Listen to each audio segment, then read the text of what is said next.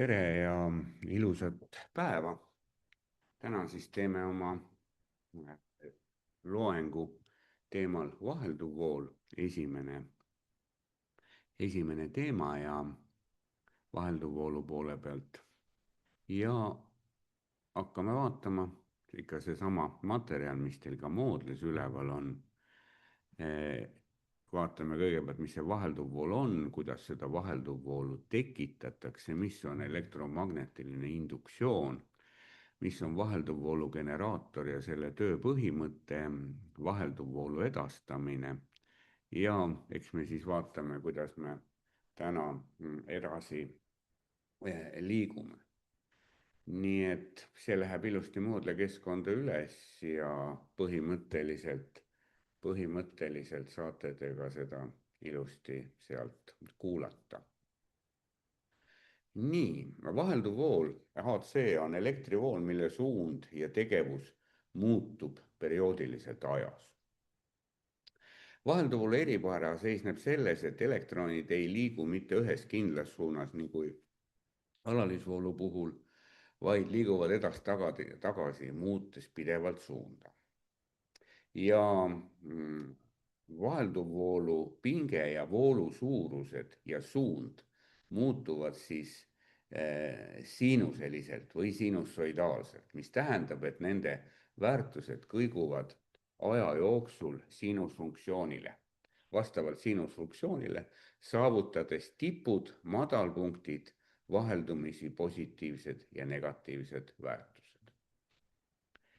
Ja kuidas seda vahelduvvoolu siis põhimõtteliselt saadakse?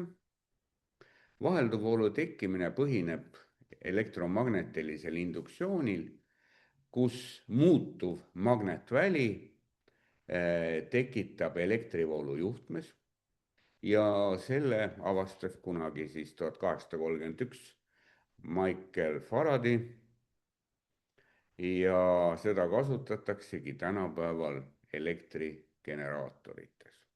Nii et kui teil mingil hetkel puutute sellise distsipliiniga kokku nagu elektrimasinad, siis paraku üks teema on kindlasti elektrienergia tootmine. Ja selleks on olemas ka valem, nagu ikka. Faraday induktsiooniseadus ütleb, et kui magnetväli muutub juhtme mähise ümber, siis indutseeritakse sellesse mähisesse elektromotoori jõud, mis tekitab omakorda voolu. Mida kiiremini magnetväli muutub, seda suurem on indutseeritud pinge. Ja indutseeritud pinge suurus sõltub magnetvoo muutumise kiirusest. Ja vahelduvvoolu generaator. AC generaator ja generaatorid töötavad siis mähiste pöörlemisel magnetväljas ja see mehhanism muundab siis mehaanilise energia elektrienergiaks, mis on siinuselise kujuga. Siin on ka üks selline kõige klassikalisem elektrigeneraatori pilt. Ja generaatori põhikomponendid, rootor, siin väike kirjaviga, aga pole hullu, staator ja magnetväli. Nii, siin on mõningaid pilte veel ja kui rootor pöörleb, lõikavad staatoris olevad mähised rootori tekitatud magnetvälja ja kuna magnetväli mähises pidevalt muutub, pöörlemise tõttu indutseeritakse mähistes vahelduv elektromotoori jõud. Ja nagu siin enne mainisin, et siin teatud laused korduvad, aga sellest ei ole hullu, et sinussoidaalne pinge ja kuna magnetväli muutub pöörlemise käigus sinussoidaalse funktsiooni järgi. Üks pöörlemistsükkel tekitab ühe siinuslaine. Ja väga tähtis vahelduvvoolu puhul on selline suurus nagu sagedus ja sagedus näitab, mitu korda vool muudab oma suunda sekundis. Euroopas on tavaliselt kasutusel sagedus 50 Hz, mis tähendab, et vool muudab suuna suunda 50 korda sekundis ja USA-s on tavaline sagedus 60 hertsi ehk vool muutub 60 korda sekundis. ja siin on natukene toodud siis välja, kuidas siis generaatori töö põhimõte väike graafiku poole pealt, et mis siin siis toimub. Kõigepealt energia muundamine, mehaaniline energia muudetakse siis elektrienergiaks. Siis periood, mis asi see on?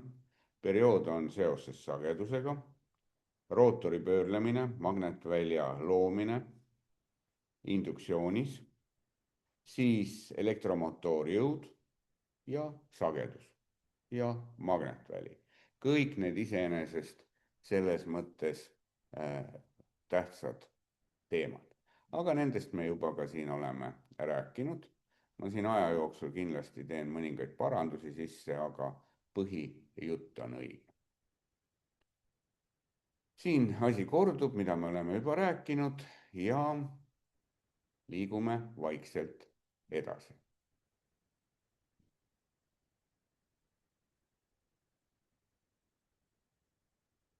Kus kohas siis vahelduvvoolugeneraatoreid kasutatakse? Elektrijaamad, nii hüdro, tuuma, tuule kui ka fossiilkütusel põhinevad elektrijaamad toodavad vahelduvvoolu, kasutades suurtel kiirustel pöörlevaid generaaatorsüsteeme. Autode elektrisüsteem, generaatorid kasutatakse ka autodes, kus nad muundavad mehaanilist energiat mootorist elektrienergiaks, et laadida sõiduki akut, varustada elektrisüsteemi ja nii edasi. No ja tööstuslikud kommertssüsteemid, suured generaatorid varustavad tööstuslikke ja kommertsvõrke elektrienergiaga. Ja siinuse või sinussoidaalse vahelduvvoolu puhul on siis väga tähtis see teatud suurused. Esimene on amplituud. Amplituud on vahelduvvoolu või pinge maksimaalne väärtus. Kuna sinussoidaalne laine kõigub nullist positiivse ja negatiivse amplituudini, siis amplituudi määrab maksimaalse voolu või maksimaalse pinge, mis vooluahelas esineb. Sagedus, seda me juba mainisime, mitu korda vool muudab oma suunda 1 sekundi jooksul. Väljendatakse hertsides ja 50 hertsi tähendab, et vool muutub 50 korda sekundis, kus F on sagedus ja T on periood ehk aeg, mille jooksul toimub üks täielik sinussoidaalne tsükkel. Siis kuna vahelduvvoolu pinge ja voolumäärtused muutuvad pidevalt, kasutatakse keskmise ja efektiivse väärtuse arvutamist. Efektiivne väärtus on pinge või vooluväärtus, mis annab sama palju võimsust kui alalisvoolu korral. Efektiivset väärtust arvestatakse valemiga. Siin on ilusti valem välja toodud ja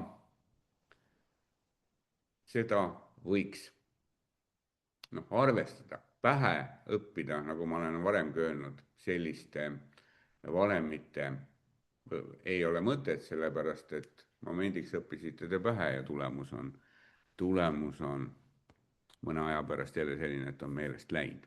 Aga sellest ei ole hullu, põhimõtteliselt valemid on olemas ja hea oleks, kui me siin oma laboreid ja asju teeme, et te suudaksite neid valemeid ka mingil tasandil kasutada.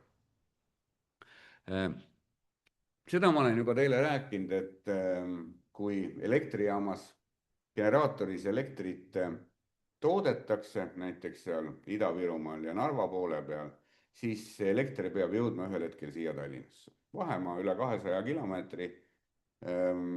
Kui generaator toodab seal kuni 1000 volti pinget, paneme selle otseliini peale, suuname ta põhimõtteliselt Tallinna suunas, siis kusagil Kohtla-Järvel on juba tekkinud selline pingelang, et 1000 voldist on jäänud alles võib-olla seal paarsada volti.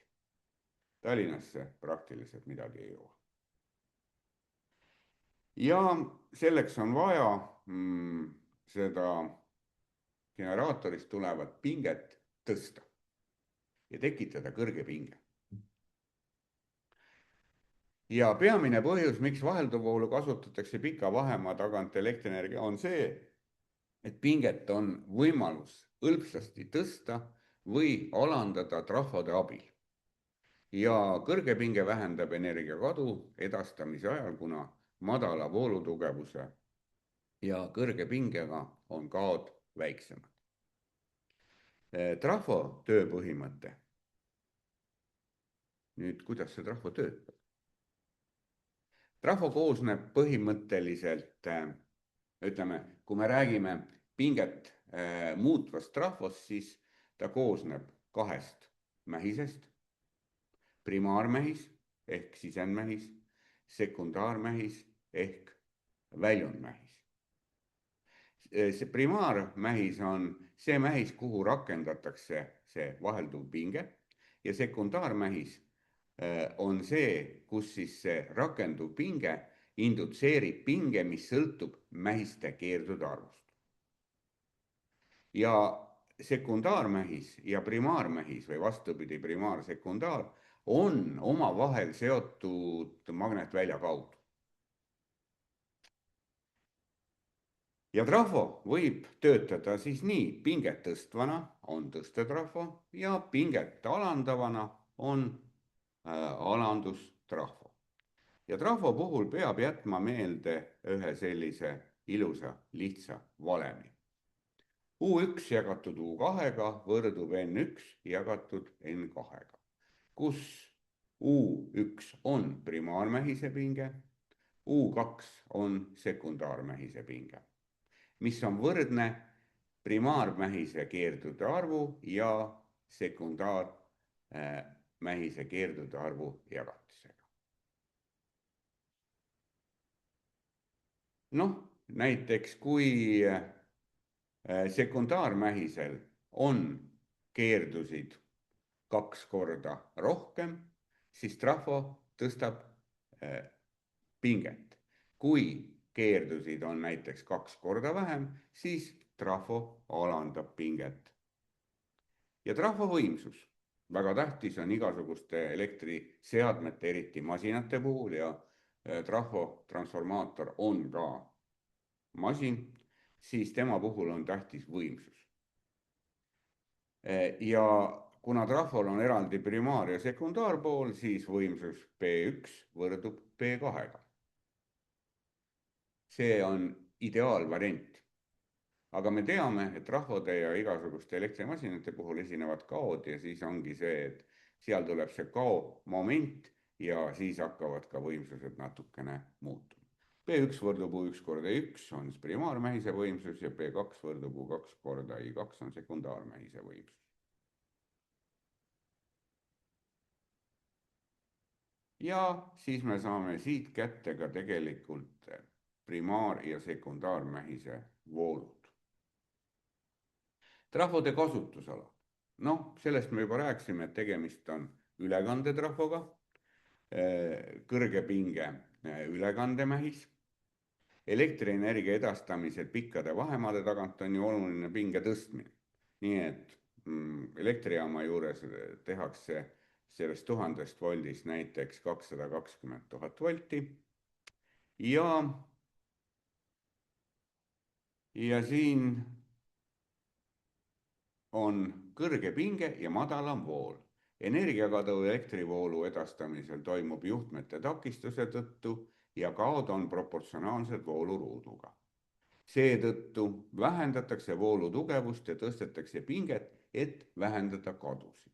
Selge see, et kui me kõrgepingeliini all juhuslikult sõidame, kuuleme üleval raginat, isegi see ragin on tingitud elektriväljast ja juba see heli tekitamine põhimõtteliselt tekitab ju pideva mingisuguse elektrienergia kao.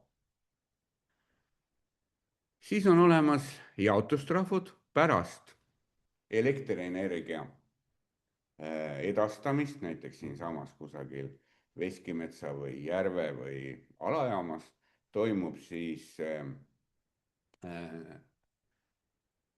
põhimõtteliselt pinge alandamine, kus siis kõrget pinget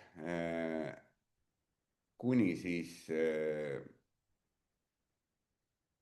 tehakse sellest 230 volti, mida me siin tavatingimustes kasutame.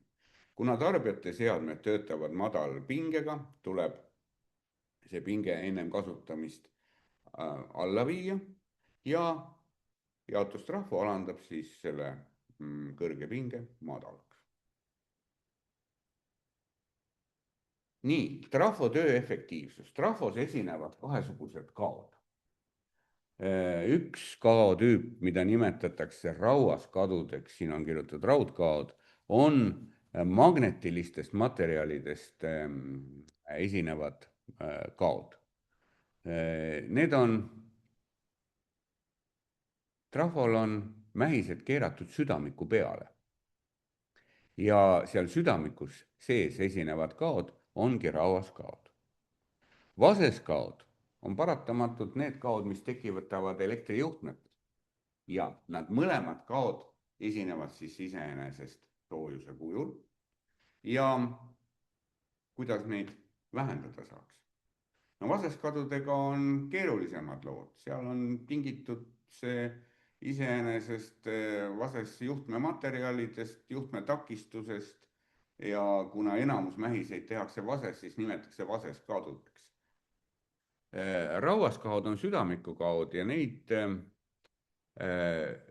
tehakse võimalikult väikseks sellega, et südamikud valmistatakse õhukesest elektrotehnilisest terasest, et need lehed, millest need südamikud valmistatakse, tänu sellele, et tegemist on lehtedega ja õhukeste lehtedega, siis rauaskaod on tunduvalt väiksemad, kui oleks see südamik komposiitmaterjalist.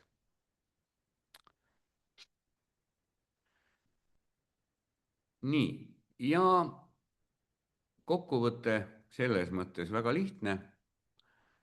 Vahelduvvoolu edastamine on efektiivne tänu võimalusele kasutada trahvosid, mis suudavad pingeid tõsta või alandada. Tõstetrahvod tõstavad elektrienergia pinge, vähendades samal ajal voolutugevust ja minimeerides kaod pika vahemaa taha edastamise. Alandustrahvo vähendavad elektrienergia pinget, et jagada tarbijate jaoks ohutut ja sobivat pingetaset.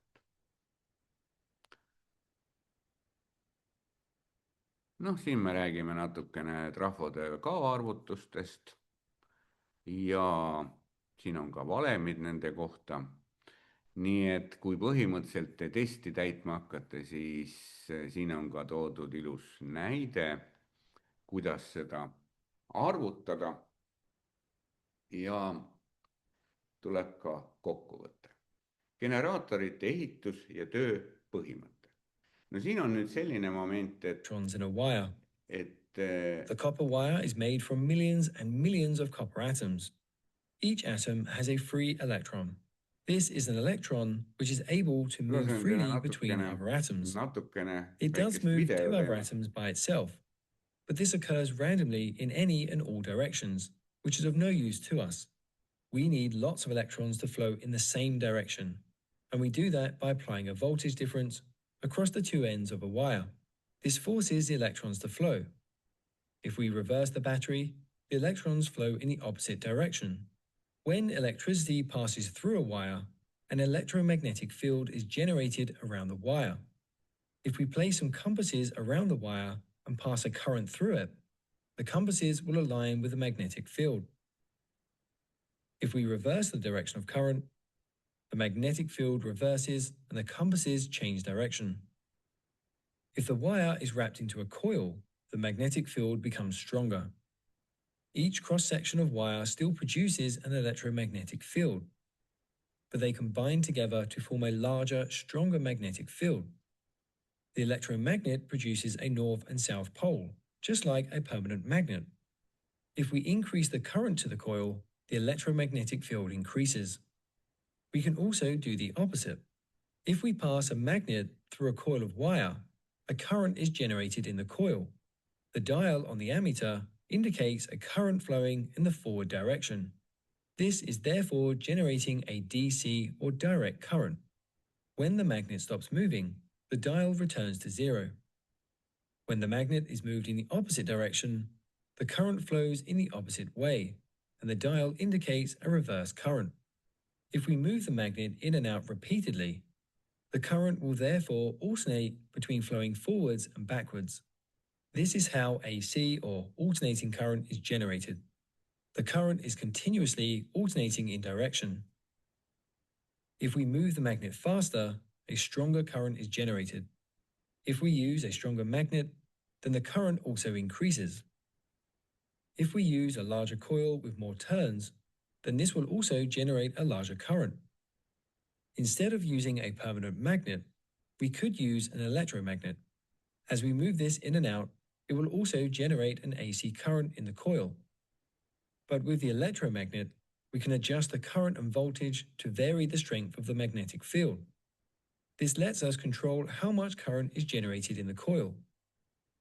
Instead of moving a magnet in and out of a coil, we can generate a current much easier by rotating the magnet and placing the coils around this.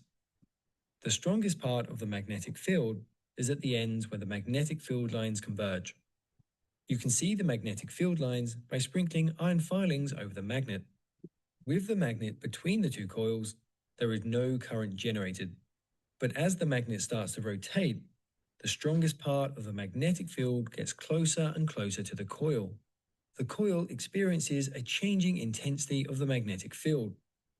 This will cause more and more electrons to be pushed forwards up until its maximum intensity.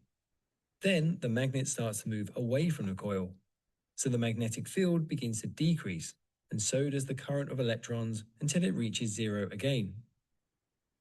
And now the opposite end of the magnet begins to get closer to the coil, and this pulls electrons in the opposite direction. This again reaches a maximum point and then decreases back to zero. And so, if we were to plot this current on a chart, we would get a sine wave with a current flowing in the positive and then the negative regions. This setup gives us a single-phase AC supply. But we have all this empty space between the coils, which seems a bit of a waste. So what can we do with all this space? Well, we can add more coils to create more phases and provide even more power. If we place another coil 120 degrees rotation from the first phase, this will give us a second phase. Why? Because the coil is at a different angle, so it will experience the change in intensity of the magnetic field at a different time. The current is therefore going to flow forwards and backwards at a different time. That gives us another sine wave, which occurs at a different time. We still have empty space here, so we can add another set of coils at 120 degrees from the previous set to create a third phase. If we use just a single phase, then for every rotation of the magnet, half the time the current is flowing forwards and half the time the current is flowing backwards. But with three phases, we always have a phase which is flowing forwards, and we always have a phase which is flowing backwards, which means we can utilize this to provide more power.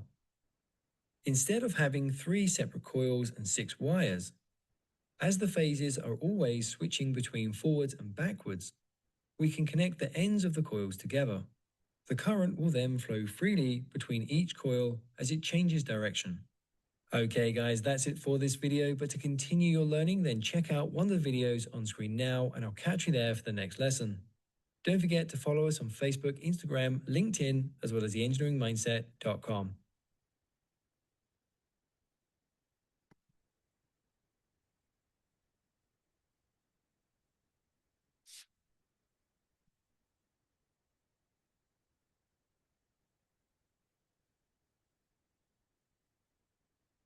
nii, ja Kindlasti soovitan seda videot vaadata veel kord teil läbi, ennem kui te kindlasti hakkate seda testi tegema, et mis selle video juures on nagu kõige tähtsam, on see, et siin seletas väga ilusti ära, kuidas tehakse vahelduvvoolu, kuidas vastavalt sellele magneti pöörlemisele tekitatakse see siinus ja kuni selleni välja, kuidas saadakse kolmefaasiline vool, põhimõtteliselt läbi 3 mähise ja need mähised on omavahel väikese nurgaga põhimõtteliselt eraldatud. Nii et soovitan kindlasti seda veel vaadata. Vahelduvvoolu generaatori töö põhimõtted: rootor ja staator. Rootor on pöörlev osa, mille sees on magnetvälja tekitav mähis. Staator on paigal olev osa, millel on mähis, mis toodab vahelduvvoolu. Ja seda tööpõhimõtet me oleme siin juba rääkinud ja seal pildi peal tegelikult selle videos oli ka väga hästi näha, mismoodi ta on. Generaatoreid on muidugi väga palju erinevaid tüüpe. Ei ole selline, et ainult ühte tüüpi generaator. On näiteks harjadega, süsinikuharjadega generaatorid on lihtsamad, kuid neil on piiratud eluiga. Hari on see, et kusagil sinna rootorisse, et elekter jõuaks, on vaja läbi mingisuguse liikuva kontakti elektrit üle kanda. Nagu me teame, igasugused liikuvad kontaktid, selles mõttes paha, midagi pole parata, on kuluvad. Mida kiiremini generaator pöörleb, seda suurem on kulumine ja neid kontakte või harjasid on põhimõtteliselt vaja vahetada. Harjadeta generaatorid on vastupidavamad, kuid ka keerulisemad. Generaatorid klassifitseeritakse ka faaside arvu järgi, ühefaasilised ja mitmefaasilised. Mitmefaasilised generaatorid on kindlasti tööstuses laialt levinud ja nad on efektiivsemad. Nii, jah.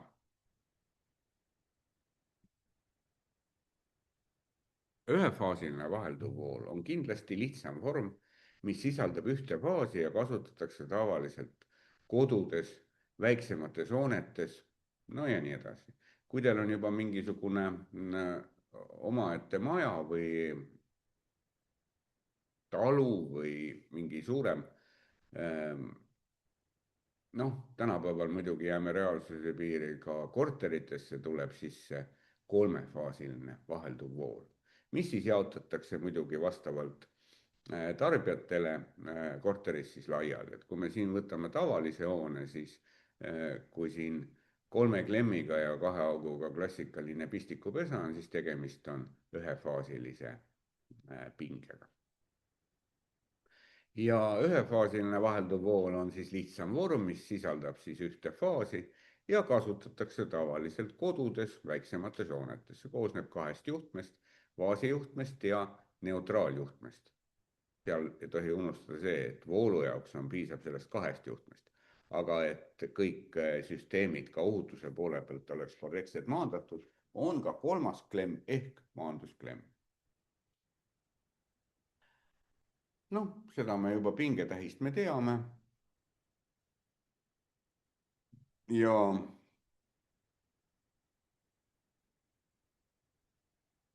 ühefaasilise vahelduvvoolu põhitunnused on siis faasijuhe L. See on aktiivne juht, mille kaudu voolab vahelduvvool. Neutraaljuhe on tavaliselt nullpotentsiaaliga ja seda kasutatakse voolu tagasijuhiks faasijuhtmele. Pinge ja sagedus ühefaasilise voolu puhul on tavaliselt kasutatav pinge kodudes 230 volti ja sagedus 50 Hz euroopas. Siin on kõik see, et kus kohas me seda vahelduvvoolu kasutame. Seda te kasutate hommikust õhtuni, nii kui te valgusti või valgustuslüliti sisse lülitate. nii teil iseenesest vahelduvvoolu ja ühefaasilist vahelduvvoolu kasutama hakata. Ühefaasiline on igati hea asi, aga probleem on selles, et ühe faasiga ei saavutata suuremaid võimsusi, näiteks tööstuses ja tootmises ühefaasilist väga kasutada ei taheta või ka ei saa. Eriti kui tegemist on elektrimootoritega, siis on alati ka nii sümmeetria huvides parem kasutada kolmefaasilist vahelduvvoolu. Kuigi ma ei väsi seda kordamast, tähendab, ühefaasiline vool ongi see põhiline vahelduvvool. Kas ta on kolmefaasiline, on ta kuuefaasiline, on ta kaheksafaasiline?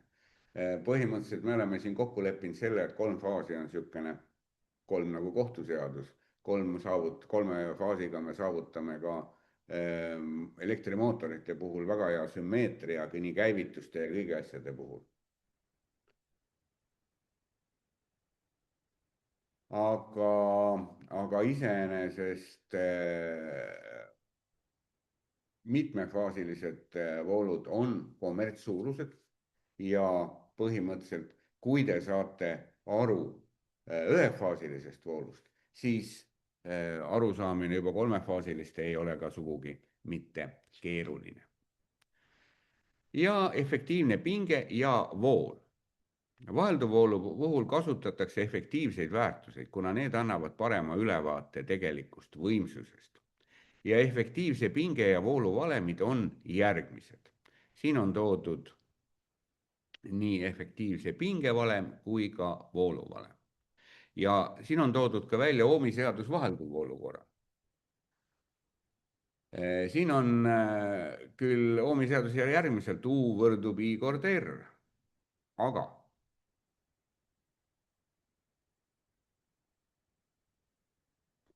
siin on üks aga. Et vahelduvvoolu ringis võimsuse arvutamisel kasutatakse näiteks aktiiv-, reaktiiv- ja näivvõimsuse mõisteid.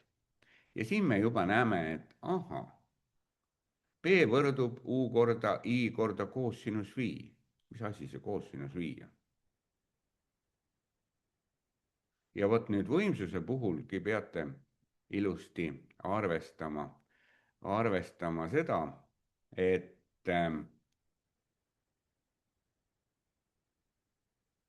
siin läheb käiku pinge ja voolu vaheline nurk, mis on see phi. Ja aktiivvõimsus on tähistusega P, ühikuks on vatt. Pinge on ikka volt, vool on ikka amper ja koosinus phi on võimsustegur ehk pinge ja voolu vaheline nurk. Reaktiivvõimsus on selline suurus,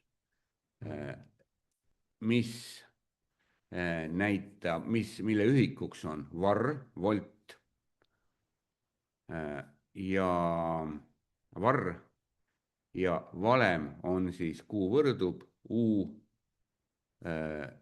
reaktiiv korda I reaktiiv korda sinus phi.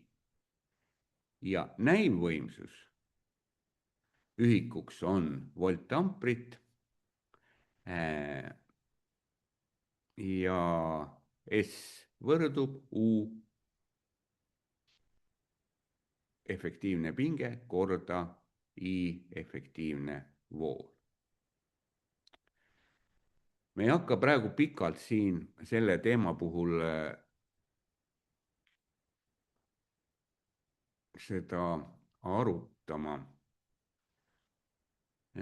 miks see nii on, aga te peate seda põhimõtteliselt teadma, et võimsuse puhul ja vahelduvvoolu puhul hakkab igasuguste valemite poole pealt segama see voolu ja pinge vaheline nurk.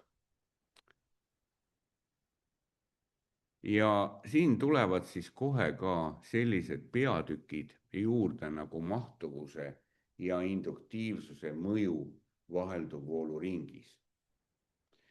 Näiteks siin on olemas mahtuvuslik takistus. kondensaatoris salvestatakse ju elektrienergia elektrivälja kujul. Vahelduvoolu puhul loovad takistuse, mida nimetatakse mahtuvuslikuks takistuseks. Ja see takistus sõltub nii sagedusest kui mahtuvusest. Ja vahelduvoolu puhul on ka induktiivne takistus. Magnetvälja, mis indutseerib voolu muutuse ja seda takistust nimetatakse siis induktiivseks takistuseks. Nii et iseenesest kõike seda peab iseenesest arvestama. Ja siin tuleb siis ka põhimõtteliselt kohe järele mitmefaasiline vahelduvool. See on just mitmefaasiline, et ta ei pea olema alati kolmefaasiline. Aga reeglina kasutatakse meil meie elektrienergiasüsteemides kolmefaasilist vahelduvvoolu. Kolmefaasiline süsteem on efektiivsem ja suudab toota suuremat võimsust väiksemate kadudega võrreldes ühefaasilise süsteemiga. Nii et, ja siin on ilusti graafikud ka toodud, kuidas see siinus kolmefaasilise voolu puhul on ja kuna täispööre on 360 kraadi, siis mähised on niimoodi seatud, et nende faaside vahe on 120 kraadi. No siin on ilusti pildi peal näha ka. Suurem võimsus, pidev energiavoog tänu faasidele, mis on omavahel aja suhtes nihkes, tagab kolmefaasiline süsteem ühtlasema ja pidevama energiavoo, mis vähendab seadmete vibratsiooni ja võimalikke kahjustusi.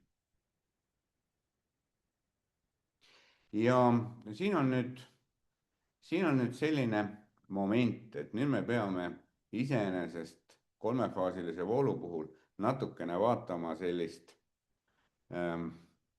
kuidas nüüd öelda, elektrigeneraatori töö põhimõtet. Ja generaatoris need mähised ühendatakse tavaliselt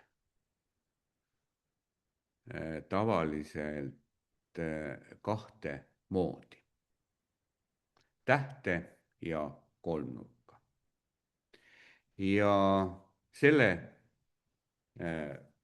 ütlusega ma praegu iseenesest oma lühikese esmase sissejuhatava loengu vahelduvoolu lõpetan. Ja järgmine kord me vaatame seda, kuidas toimub kolmefaasilise vahelduvoolu puhul tähtühendus ja kolmnurkühendus. Ja mis asi on faasipinge ja mis asi on liinipinge. Ja kuidas liinipinge ja faasipinge on omavahel seotud. See on selline suhteliselt tähtis lõik, nii et selle me vaatame ka järgmine kord üle.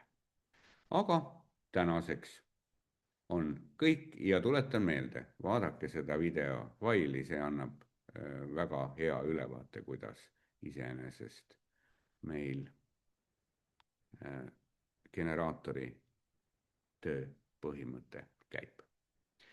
Praegusel hetkel tänan tähelepanu eest ja kohtume järgmine kord.